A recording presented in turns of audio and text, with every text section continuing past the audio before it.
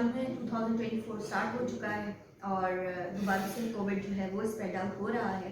तो हम लोगों को वो उन स्ट्रैटेजीज या उन बिजनेस को अडॉप्ट करना चाहिए है कि जो हम घरों पे रहकर और सेफली बगैर बाउंड्रीज के और हम इंटरनेशनली भी उसके ऊपर वर्कआउट कर सकें।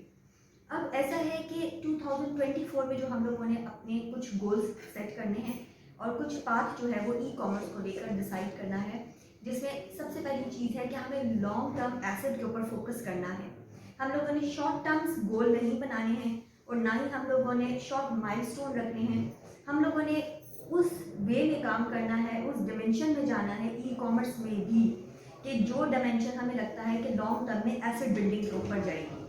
अब एसेट बिल्डिंग में अगर आपने जाना है, सबसे पहले मैं आपको रिकमेंड करूंगी कि अमेजोन के ऊपर अगर आप काम कर रहे हैं तो नंबर 1 आपने करना है प्राइवेट लेबल। प्राइवेट लेबल अगर आप करेंगे तो वो आपका एक लॉन्ग टर्म एसेट बिल्डअप हो जाएगा।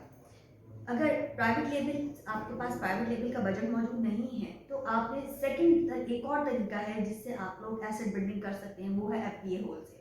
आप एफबीए होलसेल की तरफ जा सकते हैं जिसमें लेजिट और प्रॉपर वर्किंग है और वो एक लॉन्ग टर्म बिजनेस है कि आप उन सप्लायर्स के साथ काम करें कि जो आपको लग रहा है लेजिट हैं, या आप उन ब्रांड के साथ काम करें कि जो आपको लगता है कि जिसमें लॉन्ग टर्म आपके उनके साथ कम्युनिकेशन या फिर टर्म्स बिल्डअप हो सके।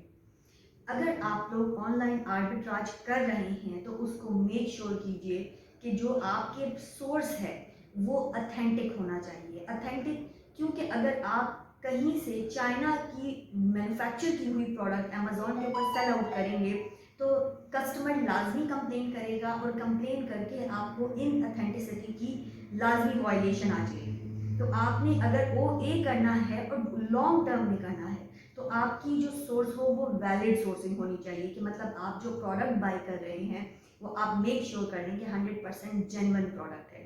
ओए करना कोई बुराई नहीं है, लेकिन ओए करने का ओए से मेरी मुराद है ऑनलाइन आर्बिट्राज। तो उसमें लेकिन आपके जो प्रोडक्ट्स की जो क्वालिटी होनी चाहिए है, जो सोर्सिंग होनी चाहिए, इट मस्ट बी जेन्युइन।